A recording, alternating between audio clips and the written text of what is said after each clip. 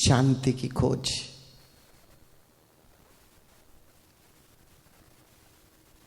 जिस यात्रा पर हम चल रहे हैं, आखिर क्या कारण है कि जो मेरा स्वभाव है उसको भी खोजना पड़ता है, जो मेरा सहज होना है उसको भी खोजना पड़ता है। क्योंकि दुर्घटना ये घट गई कि मैं अपने स्वभाव से दूर होकर जी रहा हूं। अगर मैं अपने स्वभाव के साथ जुड़कर जीने लगूं तो शांति और आनंद को खोजना नहीं पड़ेगा। वो तो मेरा स्वभाव ही है, वो मेरा होना है, वो मेरी शून्यता, मेरी आत्मा की के गुण धर्म है, उसकी क्वालिटी है। अगर मैं उस तल पर जीऊंगा तो कुछ भी खोजना नहीं है, सब कुछ हो जाएगा। तो फिर खोजना का प्रोसेस क्या है? शब्द का प्रयोग करना पड़ता है, शांति की खोज। लेकिन सच पूछो, जो प्रोसेस है वो तो अशांति के कारणों को हटा दो, शांति स्वतः अनुभव हो जाएगी। जैसे अंधेरे को विदा करना हो या आपके जीवन में प्रकाश चाहिए तो सीधा प्रकाश को लाने का क्या प्रयोग कर सकते हो? कोई ना कोई लाइट जलाओगे, अंधेरा दूर हो जाएगा। ऐसे ही अपने तल पर जैसे ही जीने लगोगे, शांति मिल जाएगी, अशांति दूर हो जाएगी।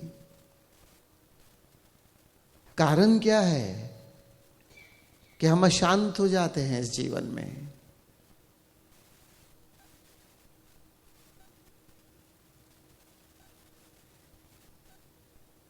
जो भी जीवन में हमारे घट रहा है,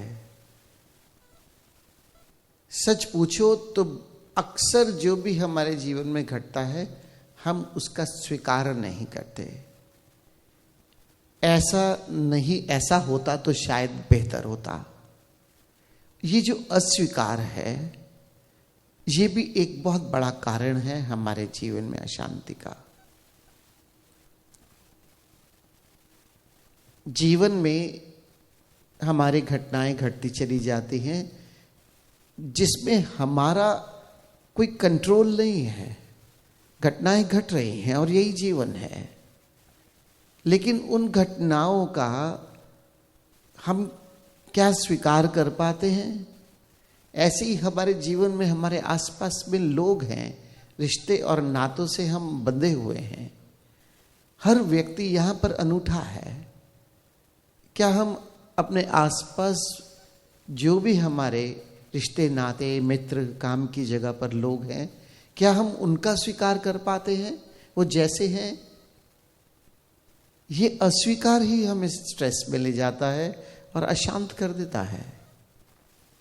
अगर हम किसी तरह ये स्वीकार भाव में जीने लगे, आप देखोगे आपके जीवन की बहुत बड़ा हिस्सा जो अशांति लाता है वो विदा हो जाएगा और आप स्वतः शांत होने लगोगे। तो छाटना होगा। अब स्वीकार जीवन में कैसे घट जाए? बात करने के लिए तो बहुत सरल है कि हर चीज का स्वीकार करो। जितने संत हुए, महापुरुष हुए, अक्सर कहते हैं तथाथा में जियो, लेकिन फिर जिया क्यों नहीं जाता? क्योंकि प्रोसेस नहीं पता हमें कि हमारे जीवन में पूर्ण स्वीकार आएगा कैसे। एक बार मुझे ये प्रोसेस पता चल जाए, रैंडम ही नहीं है कि जो भी हो स्वीकार कर लो। बहुत सरल है ये बात कहना, एक पंक्ति में जो भी है जीवन में स्वीकार करो। लेकिन सच में क्या इतना सरल है? जब घटता है तो फिर अस्वीकार आता है, पता भी नहीं चलता, मूर्छा घेरे होती है। तो पहले तो जागृति कि जीवन में जो घट रहा है उसका मुझे बोध तो हो क्या रहा है। बहुत ही सरल है अगर इसको थोड़ा सा प्रोसेस को अगर आप समझ लो। हमारे बाहर के जीवन में घटनाएं घटती हैं, हमारे भीतर एक मन लगा है जो अनुकूल और प्रतिकूल के लेबल लगाता है। अब ये भी बहुत सरल है, लेबल लगाना बंद कर दो। कैसे? लेबल लगना कैसे बंद हो जाए। सबसे पहले जागरूक हो जाओ जो हमारे जीवन में अनुकूल है, अनुकूल को स्वीकार करो। जब मैं ये अपने मित्र से कह रहा था तो उसने उसी समय क्वेश्चन उठाया, कहते अनुकूल को स्वीकार करने में क्या मुश्किल है, वो तो स्वीकार ही है। जो मैं चाहता हूं वो हुआ, उसको मैं कैसे अस्वीकार करूंगा। मैंने कहा बात ये नहीं कि तुमने अस्वीकार किया, बात ये है हमारे जीवन में अनुकूल घट रहा है अगर कहीं जो मेरे मन के अनुसार है, क्या मैंने उसे रिकॉग्निशन दी कि मैंने ये चाहा था और ऐसा मुझे मिल रहा है। हम लोग रिकॉग्निशन ही नहीं देते क्योंकि जो मिल जाता है उसका कोई मूल्य नहीं। जैसे वो तो मेरा हक ही था, वो तो मैं बिल्कुल उसका हकदार हूं कि ऐसा मेरे जीवन में होना ही चाहिए, मैं ऐसा कर रहा हूं। अगर आपने रिकॉग्निशन नहीं दी तो आपको उस अनुकूलता के प्रति कोई जागरूकता नहीं है। और दूसरा, जब आप उस अनुकूल आपके जीवन में घटा तो क्या आपने उसको जिया? आपने अपने मन का पैटर्न देखा है? एक चीज चाहता है और वो मिलते ही दूसरी वस्तु के पीछे भागने लगता है। गौर से देखना अपने जीवन पर। मान लो आपको कुछ गाड़ी खरीदनी थी, आपके मनपसंद गाड़ी थी और आपने खरीदने से पहले आपके भीतर बहुत उत्साह था, लेकिन जैसे ही गाड़ी मिली दूसरे दिन अब नेक्स्ट कौन सी गाड़ी होगी, मन ऐसे भगाने लगता है आपको। अब उस समय उसका कोई धन्यवाद नहीं, उसको कुछ जिया नहीं, उसको जियो, उसको रिकॉग्निशन दो अनुकूलता को। जब एक बार जो अनुकूल है उसका स्वीकार करोगे तब फिर संभावना है कि जीवन में जब कुछ प्रतिकूल घटेगा उसके प्रति भी जागरूक होगे और उसका स्वीकार कर सकते हो। सीधा प्रतिकूल का स्वीकार करने अपने आप में मत चले जाना, लगेगा कौन सा बोझ हो गया, मुझे स्वीकार करना है, मुझे स्वीकार करना है। अंदर से तकलीफ है, अंदर से पीड़ा है प्रतिकूल के प्रति, मुझे स्वीकार करना है। जबरदस्ती अपने आप को हम फोर्सफुली चाहते हैं जो भी प्रतिकूल है मैं उसका स्वीकार करूं। अनुकूल की घटना, जितनी घटनाएं हमारे जीवन में घट रही हैं, जो भी अनुकूल है उसको जियो और उसको रिकॉग्निशन दो, उसे ठीक से एक्सेप्ट करो और फिर आप देखोगे अगले चरण में प्रवेश कर सकते हो। अब प्रतिकूल के प्रति भी जागृति बन जाएगी और फिर उसके प्रति भी आपके भीतर स्वीकार आने लगेगा। तब कोई संभावना है कि आप बाहर की घटनाओं के प्रति अनुकूलता और प्रतिकूलता का भेद भी करना छोड़ दो। क्योंकि जब आप बाहर की घटनाओं को हृदय से स्वीकार करके जीने लगोगे तब ये भेद नहीं आएगा, ये अनुकूल था, ये प्रतिकूल है, क्योंकि स्वीकार आपकी जीवन शैली हो जाएगी। तो स्वीकार को जीवन शैली बनाना है, ना कि फोर्सफुली अपने आप को जबरदस्ती अंदर से कहते रहना है सब स्वीकार है, सब स्वीकार है, सब स्वीकार है। ये सहज नहीं है, ये अशांत कर देगा। क्योंकि जब आप कहते हो सब स्वीकार है, इसका मतलब भीतर जो स्वीकार नहीं है वो उतना ही प्रगाढ़ है, तभी तो कहना पड़ रहा है सब स्वीकार है। तो बाहर की घटनाओं के प्रति पूर्ण स्वीकार बिना लेबलिंग के। लेकिन यहां भी बात समाप्त नहीं होती। अनुकूल, प्रतिकूल और फिर कुछ अनुकूल नहीं प्रतिकूल का भेद आप बस स्वीकार आपकी जीवन शैली हो गई। अब ये बाहर की घटनाओं के प्रति तो है, लेकिन एक बात याद रखना, सूक्ष्म तल पर अगर देखो, क्या अपने मनोजगत के प्रति भी आप ऐसे ही स्वीकार से भरे हो? अगर मैं आपसे पूछूं कि जीवन में कुछ ऐसा घटा और आपको क्रोध आया, तो क्या उसके बाद आपने क्रोध का आने को स्वीकार किया,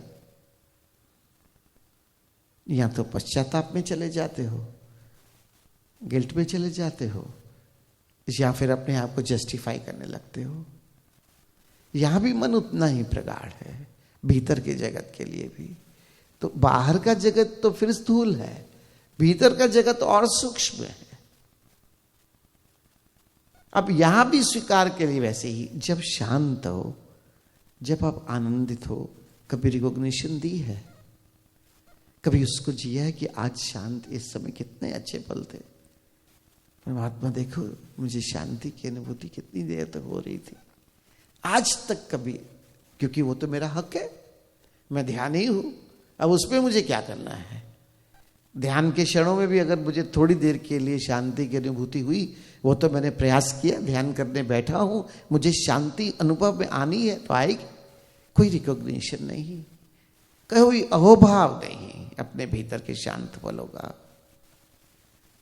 जब तक अपने भीतर के मनोजगत में जो जीवन में हमें शांत आनंदित पल मिल रहे हैं उसको भी नहीं जियोगे और अहोभाव से भरोगे, तब तक दूसरी तरफ की जो प्रतिकूलताएं मनोजगत में घट रही हैं उसके प्रति भी अहोभाव नहीं आएगा।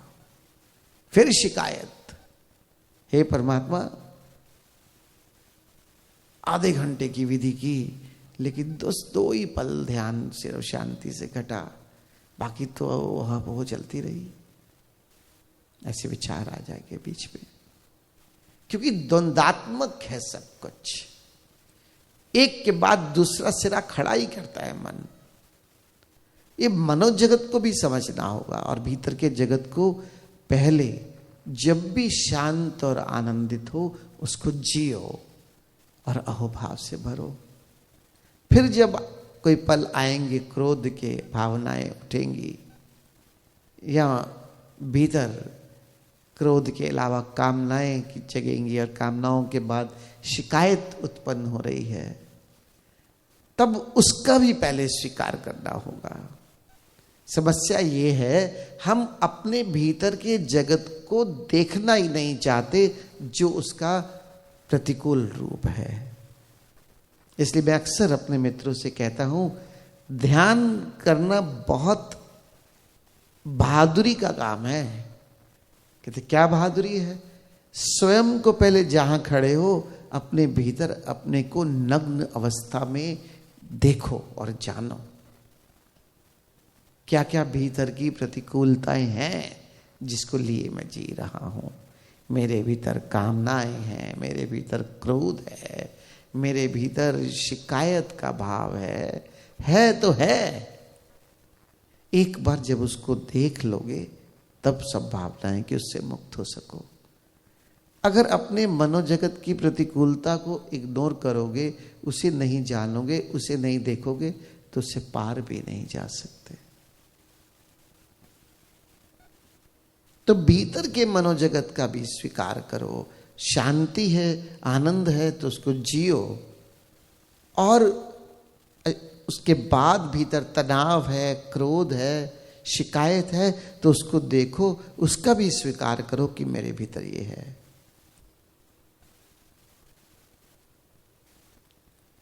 और फिर संभावना होगी कि दोनों के पार स्वीकार में जीने लगोगे, सर्व स्वीकार का भाव आएगा।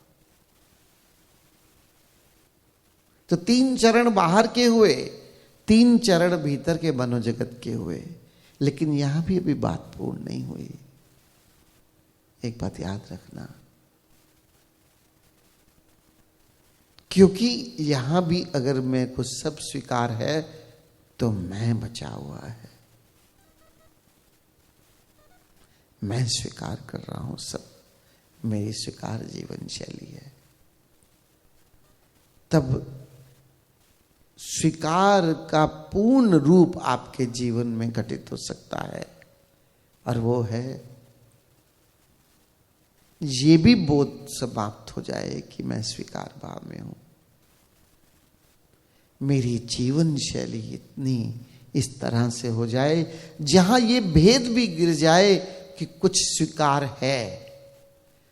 जब आप इतने में भी जीते हो तब भी भीतर एक हिस्सा छुपा हुआ है, इसका मतलब कुछ अस्वीकार था जिसको मैं स्वीकार करता हूं।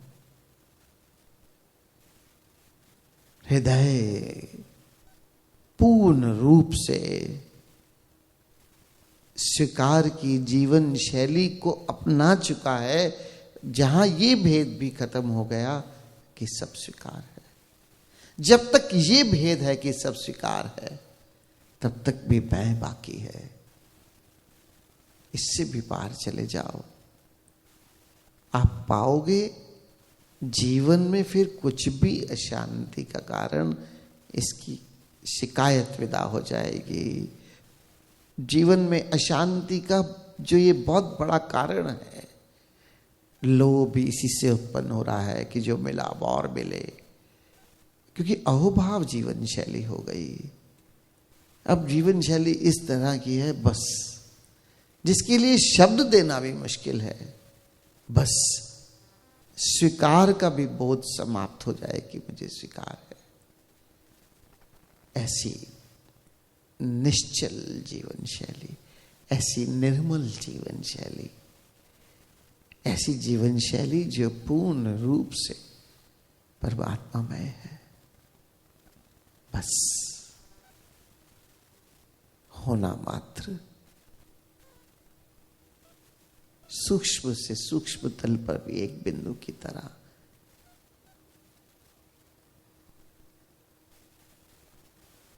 अशांति के कारणों को विदा करते चले जाओ और भीतर आप पाओगे कि आप पूर्ण रूप से आपका जीवन शांति में गुजर रहा है।